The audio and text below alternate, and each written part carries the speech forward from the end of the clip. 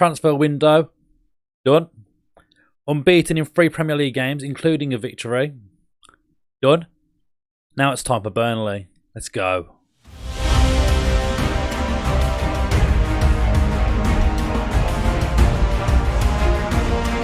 Hello, welcome back to Grassroots to Glory. We're back today with Salford. And you can see straight away, we're going to go straight into it, the results on screen. Obviously, first game of the season you saw, we took that 4-0 battering against Manchester United. And the tide started to change a little bit. We lost 2-1 to Aston Villa and I thought, it is not going to be a very good season for us. It's time to worry. But since then, we took on Stockport in the Carabao Cup, a 1-0 victory. Draws against Spurs and Sheffield United before a 4-1 monster of a victory versus Crystal Palace. And I was like, right, it's our first game now. Bit of a spoiler then who we've signed. You see that in the goal scorers already.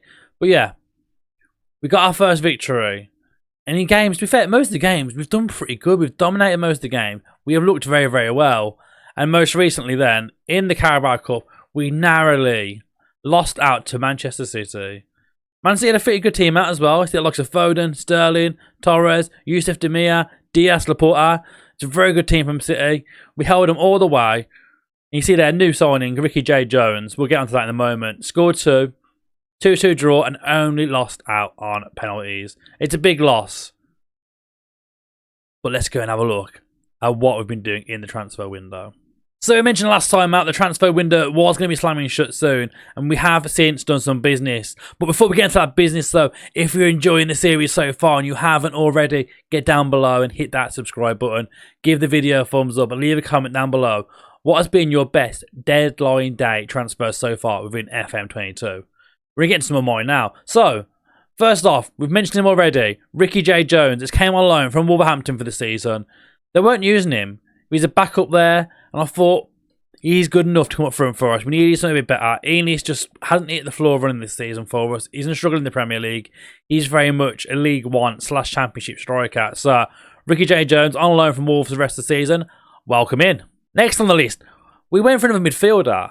You might think, okay, you've packed the midfield quite a lot already. But with this one, we saw the option to buy, and we thought, potential for the future. Liam Bradley looks pretty damn good. For that same attack role, I thought straight away, decent first touch, decision making, determination, decent vision and work rate. The technique's up there.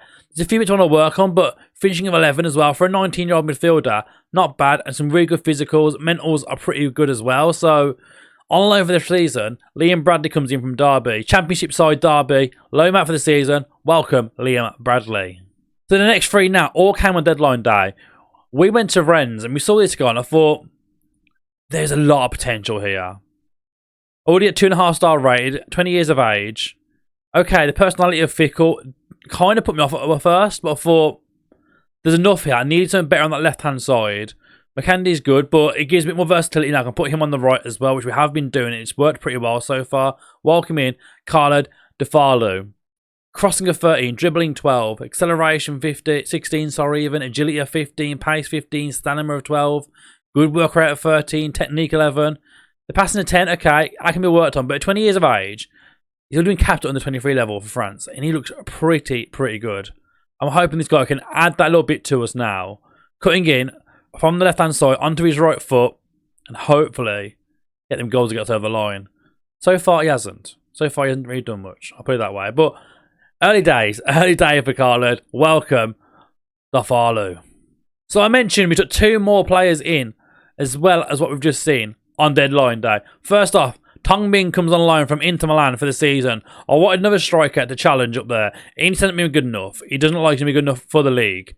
So he just came back from an illness. He hasn't actually played yet. You can see he has 1 appearance so far in the Carabao Cup from the bench in that Man City game. But Tong Ming looks like a very good striker for the future. You see the physicals there. Apart from that jumping reach, he's very good. Strength, okay, he's only 8, but you look at the dribbling, the finishing, the first touch. Some decent mentals and definitely be worked upon, but composure of 16, finishing of 13. Got that pace, dribbling, first touch and technique.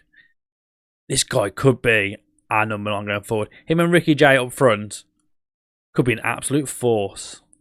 And for the final transfer of deadline day, we went to Dortmund and we've took Radslaw Kozvic on loan for the season. He can play left back, can play right back, good cover at both sides. He's got some great physicals, decent mentals. They're not the best technical attributes, but at 19 years of age, you can definitely work on it. He's had 38 under 21 caps already for Poland as well. So, a potential one for the future here. Coming in from Dortmund, again, an option to buy is there. Radslaw comes in to add some depth and maybe even take a starting slot within Salford this season. Who knows? I guess we'll see. Only a matter of time. He's played some games already. We'll see how he gets on. So as for today then, we're playing Burnley. I went for this game for the odd fact that obviously we are currently sharing Turf Moor with Burnley for the season. So both our teams are using Burnley as our home stadium. So I thought it'd be an interesting game to come back to and just see who is the best team at Turf Moor right now. Obviously, they have an interesting history, Burnley. They're currently not having the best of form right now within the game. They've had a bit of a bad start. They haven't won a game yet. So we'll hope we can go today and just pardon the pressure, take 3 points from Burnley. But for us, this is how we're going to line up then. A few changes. So Van den Hul goes in goal still. We looked at other keepers, but we would get him on loan now for the season. So we're going to hope he can do the business for us. Paskin right back. Fabiano, Pinnock and Teray. We're still missing Leif Davis. He had a bit of an injury for a while now, so he's gone. You can see down below, there's a few injuries at the moment. So we are missing a few players, but things could change. Things could change. Peter comes in at DM with Kilkenny and Bradley in the middle. Tong Ming on the right-hand side, McKendy on the left-hand side, and Ricky J. Jones up front for us today. This is a must-win. I know it says we're away, but it's practically at home. It's where we're going to be all season. So it just count technically as the away fixture. But we're at Turf Moor. We're here for the season. And today, let's take 3 points from Burnley. Let's get to the match. So then here we go. The game has started now. Again, we've mentioned this whole sharing stadium thing with Burnley this season. It's been interesting so far. Obviously, coming into the Premier League, you can't use your home stadium. It's different. I suppose it's not happened to many teams before. But Salford coming up the league so fast. Not really a chance to improve the stadium, and the money's not been there for the team so far. As Brownell swings it in, and Dwight McNeil with an early goal here for Burnley. 1 minute in, and we're already behind. This is not the start we planned for, really. I mean, we've looked good in recent games. Obviously, we saw the Man City result just 2-2 draw against Man City, in a game in which we pretty much dominated as well. But we've started off poor here. An early goal for Burnley. So much for winning this one. 1-0 down. Let's fix this.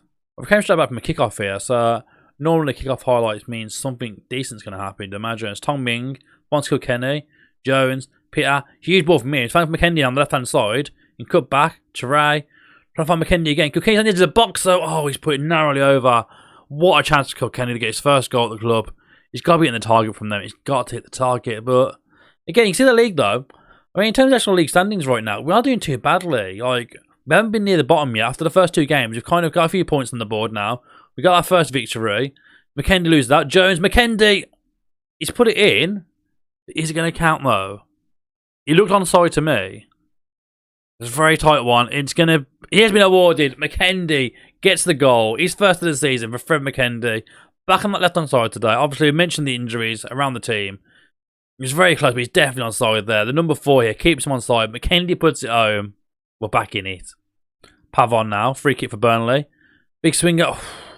Terzic narrowly puts it over the bar there. Very good chance for Burnley. I mean, so far, it's been a pretty even game, to be honest. I'd put us as favourites, though, just because of our recent form.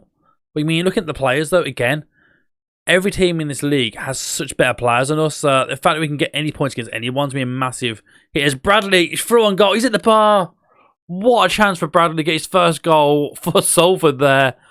Oh, the loanee from Derby had the opportunity there and couldn't finish opportunity. Corner now. Teray. In the box for Salford. Oh, Mrs. Jones. And Embid's now on the counter. I mean, he's got one player ahead of him. He's just absolutely booted it near him. Nowhere near him at all. Peter. Back to the keeper. Huge ball forward now.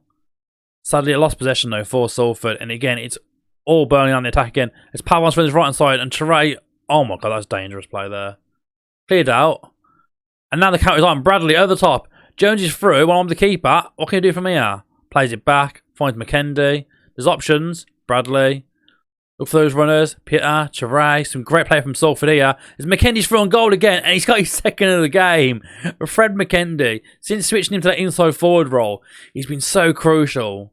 You can see today, he's doing the business. A second goal for him of the season. Second goal of the game for him as well. We mentioned last season when we signed him, he's going to be a key player coming forward for us. And he's proven it yet again. 2 goals for him now. A 2-1 lead for Salford. Now the interesting one this is, we've put Tong Ming on the right hand side today. He's not played on the right yet for us. He is very much a striker, but I mean, Ricky J. Jones had a pretty good season so far. He's got a few goals for us. 2 against Man City meant in my eyes he had to start today. But as big ball goes in, and Pavon's put it in now. It's an equaliser already from Burnley. This game's such end-to-end stuff right now. I mean, ideally, I want us to get another 3 points from this one, but at the same time, I mean, it's been poor defending there, really, honestly, from Pask. Nowhere near his man. Ball comes across, and then Trey at the back seat, not marking Pavon either. Right, 36 minutes in. Burnley have the ball now. Terzic plays it inside. Nice play from Burnley here. They've looked pretty good so far this game, Burnley. It's been near now. Oh my god. I'm still not convinced by this keeper. There's been a few times so far, obviously you haven't seen the other games, where he's just got butterfingers. It's simple catches and he seems to try and like push it away or does something. It just don't seem to work. It's Bradley now on the attack. Finds Jones. Good play now. As the highlight ends, it's a big opportunity for Salford. Gone squandered again. So we went to the break 2-2. I mean, it's not the worst of the first half, really. It's very even so far between the two teams, but we have Hector Ingram now on that right-hand side now, forming. And say that, he's got knocked straight away, yeah. I don't know if he's got knocked straight away. He's gone down for a moment there. He's back up now, though. Keep an eye on that one. Diallo gets the ball, finds Fry. Again, Burnley been doing the better team so far, but that's a great tackle for Bradley. And it's a poor pass in the end, though. Absolutely no one there. We've got to take our time a bit more with the passing. It's Pask. Finds Kilkenny inside now. Bradley's there. Jones is thrown goal, and Jones can put it in. He has done, but is he onside? And that is a big question here. It looked it to me. It's been awarded. It has been awarded. Ricky J. Jones, again, it's his 5th goal of the season. He's having a great season on loan here. Definitely someone we're looking at getting an option for next season, if we're still at Salford, of course. Right now, there's been no jobs become available, so we haven't looked at anything else yet. But I mean, we're having a decent start so far. We're sitting 13th now, so going up to 11th with a win here today as well. It's not a bad start, really. Like, do we consider moving at this point of the season? Probably not.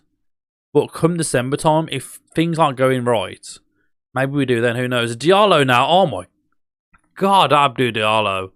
What an absolute rocket into the top corner. That is some finish from the guy. 3-3. It didn't last long, that lead, did it, really? It never does. It feels like it's just not ending at all. What a goal from Diallo. Wow. Right, 15 minutes to go. 2 more changes now. Eason up front. Busio in that box-to-box row in the middle. We're trying to push for a winner here. I mean, I'm hoping Eason can actually show up and do something. It's Niels through and goal here. And, oh, wow.